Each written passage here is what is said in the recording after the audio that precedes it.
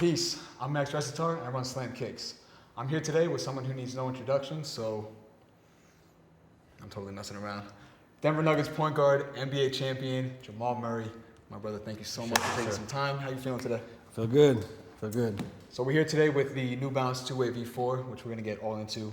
So you've been with New Balance now for a handful of years. What have you learned with New Balance? How have you seen their evolution in the last few years? They accommodate to your needs. A lot of behind the scenes stuff. They send me shoes, ask for modifications just for my foot, myself.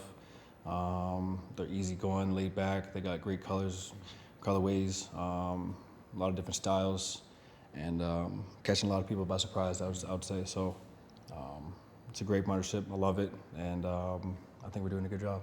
And speaking of that partnership, you were heavily involved in the V4. What were you asking for this one? Just comfort, first and foremost. And I like colors. I like being able to separate the colors. So this is obviously the team colors right here, which is smooth, something different. And I just want to be able to have more play in what it's going to look like on the court. So I think even the black and white, something so simple as black and white, kind of reminds me of the old T-Max in a way. It's tough. Obviously this part was white, but just with the New Balance, how it is. So it just kind of brings back memories, and I see the potential in what we can do this season. A forever shout out to T-Mac, by the way. Speaking of that color blocking, you had a lot of flooded colors last year. Mm-hmm. Can you give us just a little of a hint of what we'll see for the V4? We'll definitely see the flooded out again for sure. That's my favorite. I like to have a sleek look, clean look, nothing too fussy. But I think with this, the way they designed it, I can still be creative, and I can still have, this doesn't look blocky. This comes all the way around. It's not chopped up, which I like, and I can obviously play with the colors and put it to my liking. So as long as that doesn't look too fussy, I can still look clean. I can either go with the flood look, or I can mix it up, something similar to that. For that run last year, which V3 proved to be the most special to you? Colorway? Yeah. The brown always felt like home. I felt like every time I put those on in practice or in the game, like I was just, I was always chill. I was always level-headed. And then I have some dark blues that I didn't wear too much, but I love those a lot. I like the all-white look, like the clean white with white jerseys. And then yellow looked really good. I'm trying to remember. That's a lot. I was curious about. I had like a rotation. For sure. What I'm saying? So there was a certain rotation that I had. I was like, okay, when I get to the playoffs, this is not what I'm not gonna go away from these. So the brown for sure though. Where's the pair that you want to chip in? In my house. Is it soaked in water still? No, but they probably stink though. Some champagne on them, some wine. Yeah. But yeah, they're at home. And I do want to give a shout out to my guys at ALD, Nick, Brian, and Nate. You wore that ALD colorway in game 1 of the finals. Yeah. Those dudes were freaking out. That was like the biggest moment of their lives right there. So you really made some people very happy. I appreciate it. I only wore that colorway or those shoes one time. So they're pretty high on the list of value to me right now. Yeah. What role did sneakers play in your life as a kid growing up? I think it played a big role in my creativity. That was the first thing I was able to create. I did a lot of drawing growing up. My dad did a lot of drawing and sketching. He did T-shirts and hoodies and all that. And I felt like shoes was my first way to put what I had in my mind onto the court. And it's something I enjoy because you enjoy seeing shoes on the court. Whether it catches your eye or it doesn't. It's just fun to go through that process of what's going to look good, what doesn't, what you like, what can be personal in there.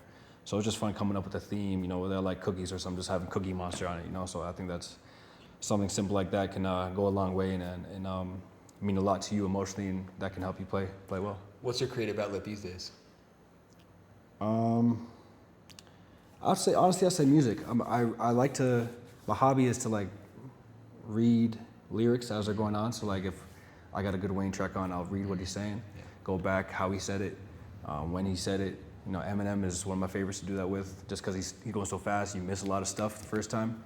And obviously J. Cole. I think I don't want to say underrated, but I think he's underappreciated in the lyrics that he uses because he's so smooth and the vibe, the beat is so good, and he sounds so good that people miss what he says sometimes, or the entendres that he puts together. So right now, music is carrying me through.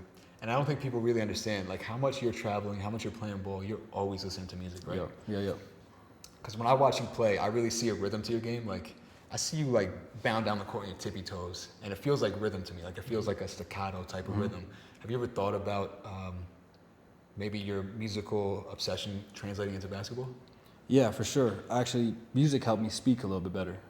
So like I would, getting in front of big crowds, I used to get really nervous.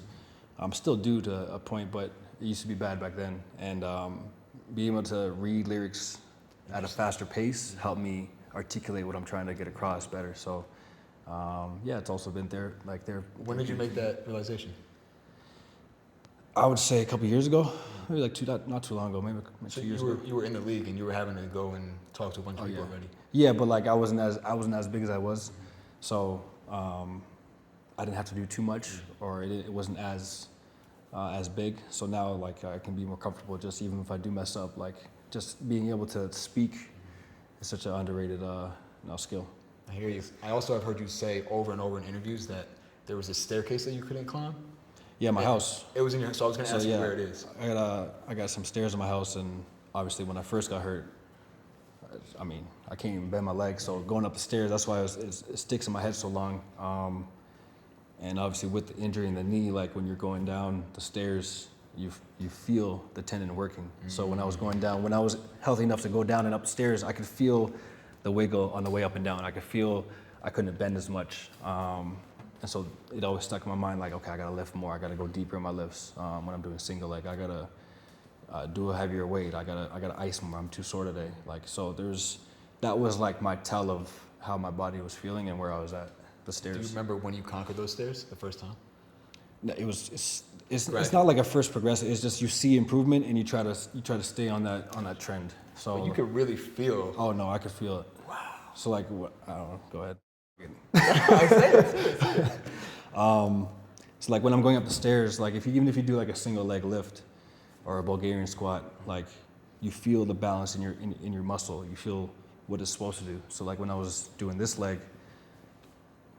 it's a little more. It's harder to keep it stable. It's harder to go down balance at the same speed. So those stairs, like going up the stairs, one leg after the other, I was constantly reminded like this doesn't feel the same yet. So I was trying to figure out how to way to improve it, and that just because I was going up the stairs so much, that motivated me to my lifts. I want to feel better. And that's where it started. You know what I found real interesting? You just cut yourself off for a second. Like you weren't going to go all the way into that, and you did that right after you won the chip. You were talking about your jump shot, which I want to get into in a second, but you were about to go into like a really nerdy territory, and you cut yourself off. Why do you think that is? That you do There's that? a lot of casuals. There's a lot of people that don't know what I'm talking about, or I don't know. I'd rather just, if you want to ask me, you can ask me. But I mean, it's just I could talk about basketball all day. That's the thing. I don't think there are as many casuals as you think. I think there are more nerds like you and me than you might realize.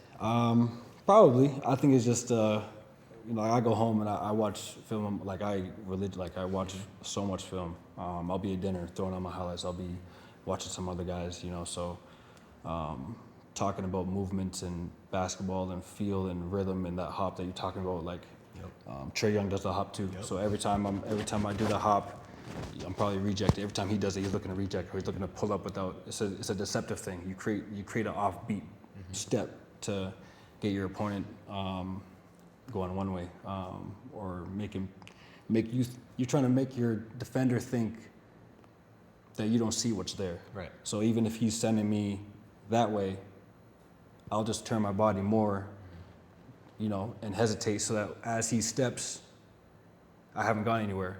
Now I can reject or I can play off it or whatever. Yoke flips the screen, pull up three. And then there's that basketball ecstasy.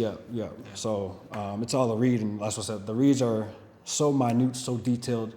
A lot of people don't know what I'm talking about, Bro.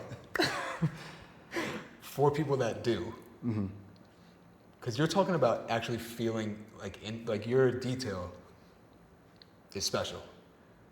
What's the most minute detail of your jump shot that you can relate to people to show? Because when you say watching film, people don't really know what that means. Like, you're really out there, really like really in depth? Like, what's the most minute detail that you can share of your jumper? Of my jumper or film? Give me both. All right, a film. So when I watch a highlight, right? Say I reject a screen, I shoot a pull-up three. That's an easy example. I'll watch my shot, my steps. I'll watch, like, especially the timing. So, like, a lot of times, especially in transition, I'll throw the ball to Yoke, and you don't even see that we made eye contact. But I remember, okay, he looked at me then, his defender wasn't looking, that pass is there. Or the help defense didn't see that, so I know that's there. When I shoot that pull-up three, as soon as the defender goes like that, that's when I go. It's hard for him to look back and see that, to catch me, you know, so I'll look at all that. I'll look at, then when I get to the shot, I'll look at, you know, how I went to my shot. Did I go left, right? Did I go right, left? Did I hop?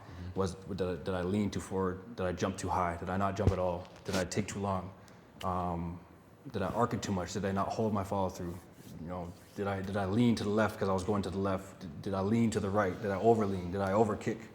And they're all makeable shots. So when I dissect myself, I could always do something better, but if I'm going to take that shot again, there's things I can fix to make it. So then I'll watch the reactions, then I'll watch the fun stuff, you know, I'll watch the coach. What did he do? How did I react to a bad shot that I made? How, you know what I'm saying? How did my teammates, who stood up on my team to celebrate the three? Ooh. Just stuff like that. And then with my jump shot, it's really a feel thing, because there's some shots that don't feel good but go in. There's some shots that feel really good and they don't go in. So it's beyond the eye at that point. Yeah. I find that sometimes when I don't think about my shot and I just jump properly, I do have a high percentage of making it. So sometimes I'll be in a game and I'm like, okay, that shot felt good. All I gotta do is replicate that feeling. It's less about my mechanics, because I know how to shoot the ball. I've been doing it for 26 years. So what I'm really looking for in my film and in my shot is my feel, is what was that rhythm like? Even if it's off, how can I get it back? Or can there be one extra step to find that base? So, yeah, my bad. What does the public not understand about winning a championship?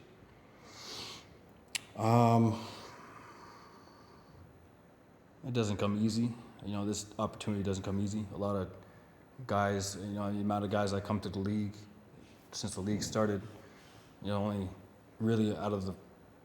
only a handful have a ring, you know.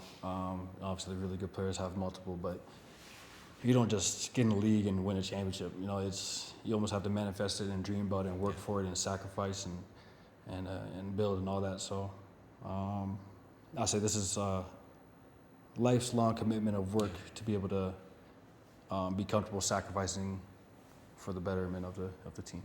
And with all that sacrifice, with everything that you've had to go through in the last couple of years, not just with the injury, but like losing sucks, right? And you've had to go through some shitty losses. How has all this impacted your passion for basketball? We just spent 10 minutes actually talking basketball. Like, you love this game. How has this impacted your passion for basketball? I don't think it has. For me, it's everything outside of it. It's the life outside of it. Basketball's what I do. It's what I want to do. It's what I'm going to do. But how I can take what I learned from basketball, or my mindset towards basketball, or how I think about it, now it's just taking those lessons learned and putting into how I teach the kids, how I teach my brother, all that kind of stuff. You know, being able to articulate what is actually happening. You know, it's a simple game, but there's a lot of intricacies to it. You know what I'm saying? So, yeah, it's really not about the basketball anymore. It's just about everything else. So then, how are you preserving the childhood love with the adult responsibilities? Even this interview, like, you know, this isn't that fun for you, right? It's cool. I appreciate it. But how are you doing, how are you taking kid Jamal, adult Jamal, and how are you finding a happy medium? Because this is, like I said, this is what I want to do. I think that kid will always be there. For me, if I have a bad game, I don't want to watch the film. You know what I'm saying? So I watch a lot of film, good film, bad film. But when I go and I see my highlights and I see my plays, like when I'm in the game, I'm like, okay, tonight when I go home, when I sit on my couch, I have my meal, I want to see a good game. So like when I'm in the game and realizing that the first quarter didn't go, the first half didn't go as well, okay, I don't want to sit the whole fourth quarter till midnight just watching me suck for 48 minutes, you know what I'm saying? So in the game, I try to make that mental note, like, I know how to fix this, I can fix it. I don't need to chalk it up as that game just didn't go well, or I just didn't make shots. I can have a really bad shooting night and have a really good game. So there's other things I can do to impact, and it doesn't just have to be off my scoring. I think, we saw that this year. Yeah, that's real basketball. Yeah. Not just scoring. Lastly, when's the trophy going back to Stanley Park Community Center? Hopefully end of this month, we'll see. I'm not sure yet. Date's not out yet, don't know, but definitely got to do it before the summer end. Yeah. Well, Jamal, your Kicks 26 cover is out now. Got the New Balance 2 V4 on here. I appreciate you for actually talking about basketball. Sir, That is I appreciate you. Beautiful I stuff. appreciate that basketball mind, man. Absolutely. Yes, sir. Go get your copy of Kicks 26 right now.